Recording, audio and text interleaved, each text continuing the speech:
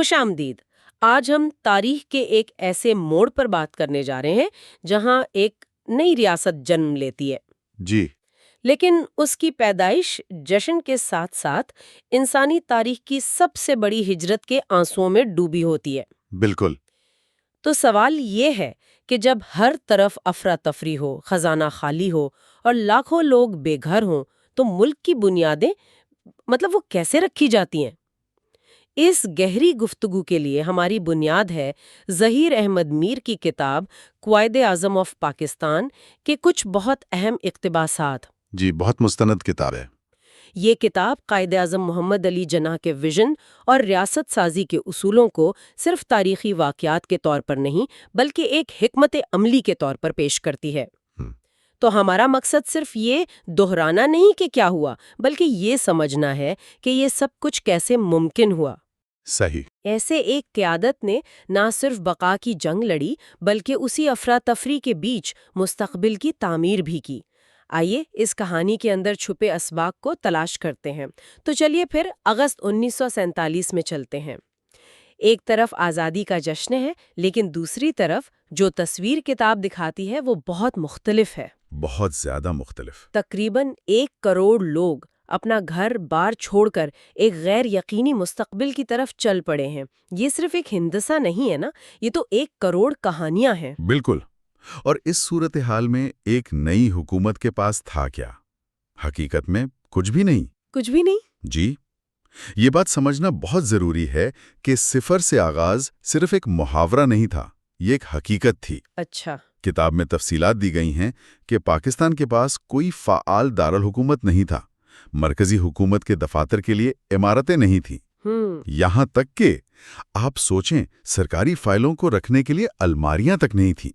Clerk لکڑی کے کریٹوں پر بیٹھ کر کام کر رہے تھے۔ واقعی؟ ملک کا کوئی مرکزی بینک نہیں تھا، کوئی منظم مالیاتی نظام نہیں تھا۔ وہ ایک انتظامی خلا تھا، ایک ڈراؤنے خواب جیسا۔ اور اسی انتظامی خلا کے بیچ ایک شدید انسانی بحران بھی چل رہا تھا۔ جی، سب سے بڑا مسئلہ تو وہی تھا۔ یہ وہ نقطہ ہے جہاں مصنف نے ایک بہت گہری بات لکھی ہے۔ یہ وہ لمحہ تھا جب قیادت اور انسانیت ایک ہو گئے۔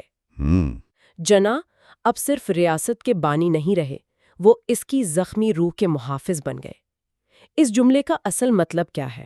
اس کا مطلب یہ ہے کہ اس وقت چیلنج صرف ایک ملک چلانے کا نہیں تھا، بلکہ ایک ٹوٹی ہوئی قوم کو جوڑنے کا تھا۔ صحیح۔ قیادت کا کردار صرف پالیسیاں بنانے تک محدود نہیں رہ سکتا تھا۔ وہ ایک باپ کا کردار بن گیا تھا، ایک ایسے محافظ کا جسے اپنے لوگوں کو یہ یقین دلانا تھا کہ اس اندھیرے کے بعد صبح ضرور ہوگی۔ تو یہ سیاسی قیادت سے بڑھ کر ایک اخلاقی ذمہ داری تھی۔ بالکل، ایک اخلاقی اور روحانی ذمہ داری تھی۔ تو اتنے بڑے بحران میں جب ہر چیز بکھری ہوئی ہو، آپ شروعات کہاں سے کرتے ہیں؟ کتاب اس حوالے سے پہلے عملی اقدامات کے بارے میں کیا بتاتی ہے؟ جی، صرف جذبات سے تو لاکھوں لوگوں کو سنبھالا نہیں جا سکتا نا؟ نہیں، بالکل نہیں۔ اور یہی وہ جگہ ہے جہاں ہمیں جذبات کے ساتھ ایک منظم حکمت عملی نظر آتی ہے۔ پہلا قدم فوری اور عملی تھا۔ وہ کیا تھا؟ کتاب بتاتی ہے کہ قائد اعظم صرف دفتر میں بیٹھ کر احکامات نہیں دے رہے تھے، وہ خود کراچی اور لاہور میں مہاجر کیمپوں کا دورہ کر رہے تھے۔ اچھا، وہ خود جا رہے تھے؟ جی، وہ براہ راست لوگوں سے مل رہے تھے، ان کے مسائل سن رہے تھے اور موقع پر موجود افسران کو ہدایات دے رہے تھے۔ یہ ذاتی طور پر متحرک ہونا، یہ ایک بہت بڑا پیغام تھا کہ قیادت عوام کے ساتھ کھڑی ہے۔ اور اس ذاتی کوشش کے ساتھ ساتھ کوئی ادارہ جاتی قدم بھی اٹھایا گیا؟ جی ہاں، فوری طور پر ریفیوجی ری ہیبلیٹیشن کمیٹی یعنی مہاجرین کی بحالی کی کمیٹی قائم کی گئی۔ لیکن یہ صرف ایک کاغذی کمیٹی نہیں تھی، اس کا کام جنگی بنیادوں پر ہو رہا تھا۔ نوجوانوں، طلباء اور سماجی کارکنوں کو متحرک کیا گیا کہ وہ رضاکارانہ طور پر کام کریں۔ تو یہ ایک طرح کی قومی مہم تھی؟ جی، اس کمیٹی کا مقصد صرف پناہ اور کھانا فراہم کرنا نہیں تھا، بلکہ بکھرے ہوئے خاندانوں کو ملانا، طبی امداد پہنچانا اور لوگوں کو دوبارہ اپنے پیروں پر کھڑا ہونے میں مدد دینا تھا۔ یہ ایک قومی سطح کی ریسکیو مہم تھی۔ اور اسی دوران جب ہر طرف یہ انسانی بحران چل رہا تھا، قائد اعظم ریاست کے بنیادی اصول بھی واضح کر رہے تھے۔ جی، ان کی وہ مشہور تقریر کہ آپ آزاد ہیں اپنے مندروں میں جانے کے لیے، اپنی مسجدوں میں جانے کے لیے، یہ اس وقت کیوں اتنی اہم تھیں؟ دیکھیں، یہ صرف اقلیتوں کے حقوق کا بیان نہیں تھا، یہ اس بحران کے تناظر میں ایک بہت گہری حکمت عملی تھی۔ اچھا، وہ کیسے؟ جب معاشرہ ٹوٹ رہا ہو تو سب سے بڑا خطرہ اندرونی تقسیم اور نفرت کا ہوتا ہے نا؟ صحیح۔ اس بیان کے ذریعے وہ یہ کہہ رہے تھے کہ اس قومی بحران میں ہم سب ایک ہیں، ہماری پہچان صرف اور صرف پاکستانی ہے، مذہب، ذات، فرقہ یہ سب ذاتی معاملات ہیں۔ یعنی ریاست کے سامنے سب برابر ہیں۔ بالکل، یہ دراصل قوم کو متحد کرنے کا ایک پیغام تھا تاکہ وہ مل کر اس آفت کا مقابلہ کر سکیں۔ ایک بات جو مجھے ان ذرائع کو پڑھتے ہوئے سب سے زیادہ حیران کر گئی وہ ترجیحات کا تعین ہے۔ ایک طرف لاکھوں لوگ کیمپوں میں ہیں، ملک کے پاس کھانے پینے کا سامان پورا نہیں، اور آپ کی قیادت ملک کا مرکزی بینک بنانے پر توجہ دے رہی ہے۔ پہلی نظر میں تو یہ سمجھ سے بالاتر لگتا ہے۔ جی، یہ واقعی حیران کن ہے۔ مصنف اس کی کیا وجہ بتاتے ہیں؟ یہی وہ نقطہ ہے جو اس دور کی قیادت کی غیر معمولی دور اندیشی کو ظاہر کرتا ہے۔ یعنی وہ جانتے تھے کہ مہاجرین کی بحالی فوری ضرورت ہے، لیکن یہ ایک عارضی حل ہے۔ کسی بھی ملک کی طویل مدتی بقا کا انحصار اس کے اداروں پر ہوتا ہے۔ اچھا۔ وہ اس بحران کو صرف ایک مسئلے کے طور پر نہیں بلکہ ایک موقع کے طور پر دیکھ رہے تھے کہ ملک کی بنیادیں صحیح اصولوں پر رکھی جائیں۔ یعنی وہ ایک ہی وقت میں دو محاذوں پر لڑ رہے تھے، حال کا بحران اور مستقبل کی تعمیر۔ بالکل، ذرا سوچئے، ایک ملک جس کے پاس اپنا خزانہ تک نہیں، وہ اپنا مرکزی bank state bank of Pakistan قائم کر رہا ہے۔ کتاب کے مطابق یہ اقدام معاشی خود مختاری کے لیے ناگزیر سمجھا جا رہا تھا۔ اس کے بغیر پاکستان ہمیشہ دوسرے ممالک کا معاشی طور پر محتاج رہتا۔ تو یہ صرف ایک بینک نہیں تھا۔ نہیں، یہ معاشی آزادی کا اعلان تھا۔ یہ اس بات کا ثبوت تھا کہ وہ صرف دن نہیں گزار رہے تھے، وہ آنے والی دہائیوں کی منصوبہ بندی کر رہے تھے۔ اور صرف اسٹیٹ بینک ہی نہیں، کتاب میں ایک دیانتدار سول سروس اور فوج کی تنظیموں کا بھی ذکر ہے۔ جی، ان اداروں کی بنیاد رکھتے وقت کن چیلنجز کا سامنا تھا؟ بہت بڑے چیلنجز تھے۔ سول سروس کی بات کریں تو مسئلہ صرف تجربہ کار افسران کی کمی کا نہیں تھا، بلکہ ایک پوری ذہنیت کو بدلنے کا تھا۔ ذہنیت کو بدلنا؟ مطلب یہ کہ برطانوی راج کی سول سروس کا کام عوام پر حکومت کرنا تھا، عوام کی خدمت کرنا نہیں۔ صحیح۔ قائد اعظم نے واضح ہدایات دیں کہ سول سرونٹ حاکم نہیں بلکہ عوام کے خادم ہیں۔ یہ ایک انقلابی سوچ تھی۔ اور اسی سوچ کو عملی جامہ پہنانے کے لیے وہ مشہور 3 اصول دیے گئے: ایمان، دیانت اور نظم۔ جی، اور یہ صرف خوبصورت الفاظ نہیں تھے، یہ اس وقت کی ضرورتوں کا عملی حل تھے۔ وہ کیسے؟ ایمان کا مطلب تھا اپنے مقصد پر یقین، دیانت کا مطلب تھا کرپشن کا خاتمہ جو اس وقت ایک بڑا خطرہ تھا، اور نظم کا مطلب تھا اس افراتفری اور بد نظمی کو ختم کرنا جو تقسیم کی وجہ سے پیدا ہوئی تھی۔ تو یہ ایک اخلاقی بنیاد تھی۔ جی، یہ وہ اخلاقی بنیاد تھی جس پر ایک نئے انتظامی ڈھانچے کی عمارت کھڑی کی جانی تھی۔ اس کے بغیر کوئی بھی ادارہ کامیاب نہیں ہو سکتا تھا۔ مصنف کے یہ الفاظ اس پوری صورتحال کا بہترین خلاصہ کرتے ہیں۔ وہ لکھتے ہیں، پاکستان کے ابتدائی ادارے آسائش سے نہیں، ضرورت سے پیدا ہوئے اور یقین سے قائم رہے۔ کیا خوبصورت بات ہے! یہ ادارے کاغذوں پر نہیں بنائے گئے بلکہ ایک حقیقی ضرورت اور ایک مضبوط یقین کی بنیاد پر کھڑے کیے گئے۔ اور یہی وجہ ہے کہ وہ اتنے مشکل حالات میں بھی قائم ہو سکے، کیونکہ ان کا مقصد صرف ملک چلانا نہیں تھا بلکہ ایک خواب کو حقیقت میں بدلنا تھا۔ تو آج کے اس گفتگو کو سمیٹتے ہیں، اگر ہمیں اس پورے تجزیے سے ایک مرکزی خیال نکالنا ہو تو وہ کیا ہوگا؟ میرے خیال سے مرکزی خیال یہ ہے کہ پاکستان کی ابتدائی قیادت کا اصل کمال صرف بحران کو سنبھالنا نہیں تھا، بلکہ یہ سمجھنا تھا کہ افراتفری کے بیچ میں مضبوط اور اصولی ادارے کھڑے کرنا ہی بقا کا واحد راستہ ہے۔ اچھا۔ انہوں نے ادارہ سازی کو مستقبل کی عیش و عشرت نہیں سمجھا بلکہ اسے بقا کا فوری اور لازمی ہتھیار سمجھا۔ یعنی جب سب کچھ ڈوب رہا ہو تو آپ صرف لوگوں کو پانی سے نہیں نکالتے، جی، بلکہ ساتھ ہی ایک مضبوط کشتی بھی بنانا شروع کر دیتے ہیں تاکہ آئندہ طوفانوں سے بچا جا سکے۔ بالکل صحیح۔ یہ بقا اور تعمیر کی ایک غیر معمولی کہانی ہے۔ اس سے یہ سبق ملتا ہے کہ مشکل ترین حالات میں بھی قیادت کا عزم اور قوم کا اتحاد نہ صرف بحران پر قابو پا سکتا ہے بلکہ مستقبل کی مضبوط بنیادیں بھی رکھ سکتا ہے۔ یہ امید، عزم اور حکمت عملی کی داستان ہے کہ کس طرح ناممکن کو ممکن بنایا گیا۔ جی بالکل۔ اور آخر میں سننے والوں کے لیے ایک سوچ چھوڑ جاتے ہیں۔ جب وسائل نہ ہونے کے برابر ہوں اور چیلنجز پہاڑ جیسے ہوں، تو وہ کون سی ایک غیر مادی قوت ہے، وہ کون سا جذبہ ہے جو کسی قوم کو نہ صرف ٹوٹنے سے بچاتا ہے بلکہ اسے تعمیر کی راہ پر بھی گامزن کرتا ہے؟ اس پر ضرور سوچیے گا۔ خیال سے ہوتا ہے جنا کا ایک اخلاقی ریاست کا خواب۔ اب یہ سننے میں تو بہت اچھا لگتا ہے، لیکن یہ بہت مبہم بھی ہو سکتا ہے۔ کیا ماخذ بتاتا ہے کہ اس کا ٹھوس مطلب کیا تھا؟ یہی تو سب سے دلچسپ نقطہ ہے۔ دیکھیں، ماخذ کے مطابق یہ کوئی ہوائی بات نہیں تھی۔ اس کی بنیاد 3 بہت ٹھوس ستونوں پر رکھی گئی تھی: قانون کی حکمرانی، مکمل انصاف اور میرٹ۔ یہ کوئی خواہشات نہیں تھیں، بلکہ ایک کام کرنے والی منصفانہ ریاست کی بنیادی شرائط تھیں۔ یہ وہ انجن تھا جس نے ریاست کو چلانا تھا۔ اچھا، اور اس میں ایک بہت ہی مشہور نصیحت کا حوالہ بھی ہے جو سرکاری افسران کو کی گئی: یاد رکھو تم عوام کے خادم ہو۔ اب یہ ایک ایسی بات ہے جو طاقت کے پورے ڈھانچے کو الٹ دیتی ہے۔ لیکن میرا سوال یہ ہے کہ یہ خیال کتنا عملی تھا، کیونکہ آپ کو بیوروکریسی تو وہی وراثت میں ملی تھی جو برطانوی راج نے حاکمیت کے لیے بنائی تھی، خدمت کے لیے نہیں۔ کیا ماخذ اس چیلنج پر بات کرتا ہے؟ آپ نے بالکل صحیح رگ پر ہاتھ رکھا ہے۔ یہ صرف ایک نعرہ نہیں تھا، بلکہ پورے نظام کی ری انجینئرنگ کی کوشش تھی، اور ماخذ کے مطابق اس کا عملی طریقہ 2 لعنتوں کے خلاف جہاد کا اعلان تھا: اقربا پروری اور بدنوانی۔ جی، اقربا پروری اور بدنوانی۔ جناح کے نزدیک یہ صرف برے کام نہیں تھے، بلکہ یہ وہ دیمک تھی جو ریاست کی بنیادوں کو کھا جاتی ہے۔ تو خادم بننے کا مطلب تھا کہ آپ کا پہلا کام اس نظام کو ان بیماریوں سے پاک کرنا ہے۔ یہ ایک ذہنی اور انتظامی انقلاب کا مطالبہ تھا۔ اچھا، یہاں ایک اور بہت دلچسپ بات سامنے آتی ہے۔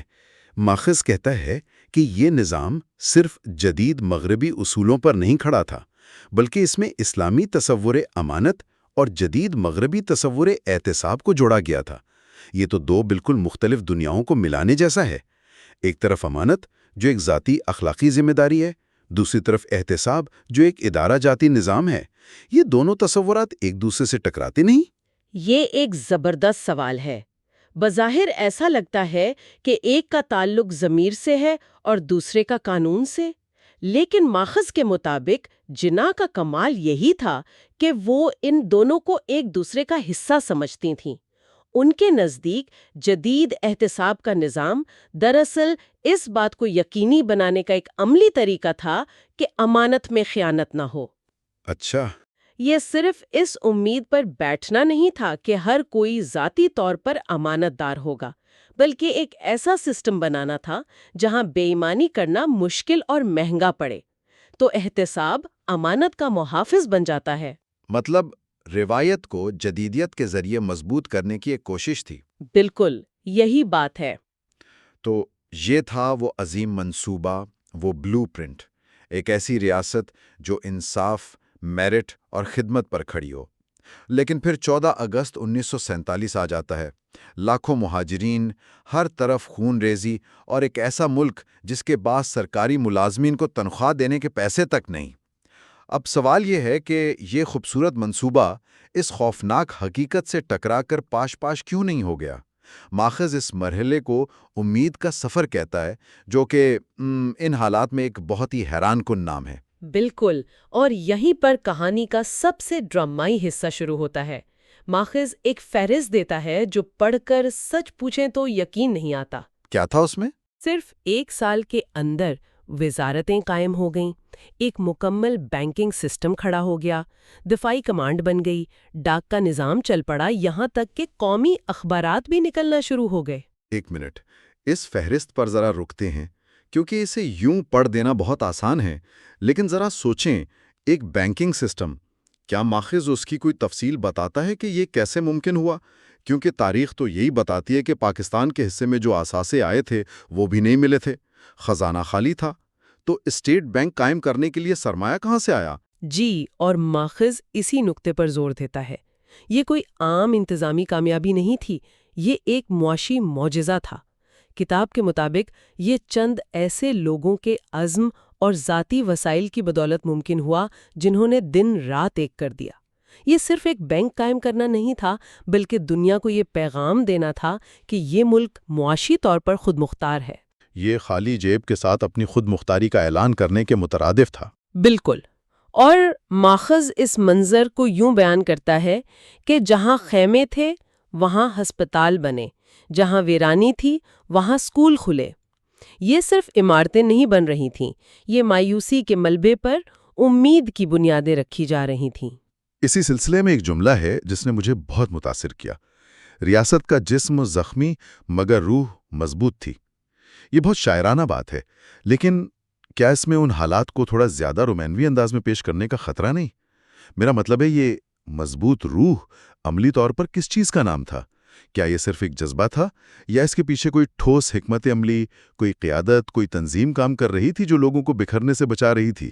آپ کا نقطہ بہت اہم ہے۔ صرف جذبات سے ملک نہیں چلتے، اور ماخذ اس روح کو دو ٹھوس چیزوں سے جوڑتا ہے: ایمان اور نظم۔ اور یہاں ایمان کا مطلب صرف مذہبی عقیدہ نہیں تھا، اس کا مطلب تھا اپنے مقصد پر یقین، اپنے آپ پر یقین اور اپنے مستقبل پر یقین۔ اچھا، چاہیے وہ ڈھانچہ تھا نظم، یعنی ڈسپلن۔ صحیح۔ ان شدید افراتفری کے حالات میں ہر چیز کو ایک ترتیب، ایک تنظیم میں لانا ہی سب سے بڑا چیلنج اور سب سے بڑی کامیابی تھی۔ تو یہ جذبے اور تنظیم کا ایک امتزاج تھا۔ تو اگر میں اس سب کو جوڑوں تو بات یہ بنتی ہے کہ حکمرانی کا جو ویژن ہم نے شروع میں ڈسکس کیا، خدمت، انصاف، میرٹ، وہ صرف اچھے وقتوں کے لیے ایک کتابی آئیڈیل نہیں تھا، بلکہ ماخذ یہ دلیل دے رہا ہے کہ یہی اصول اس مشکل ترین وقت میں بقا کا سب سے بڑا ہتھیار ثابت ہوئے۔ بالکل، آپ نے پوری بحث کا خلاصہ کر دیا۔ وہ اصول ایک اخلاقی قطب نما تھے جس نے قوم کو سمت دکھائی جب ہر طرف اندھیرا تھا، اور اسی لیے ماخذ کا اختتام بہت معنی خیز ہے۔ وہ کہتا ہے، ویرانی سے استقامت نکلی، زخموں سے عزم۔ یہ صرف شاعری نہیں ہے، یہ ایک حقیقت کا بیان ہے کہ طاقت اکثر کمزوری کے احساس سے جنم لیتی ہے۔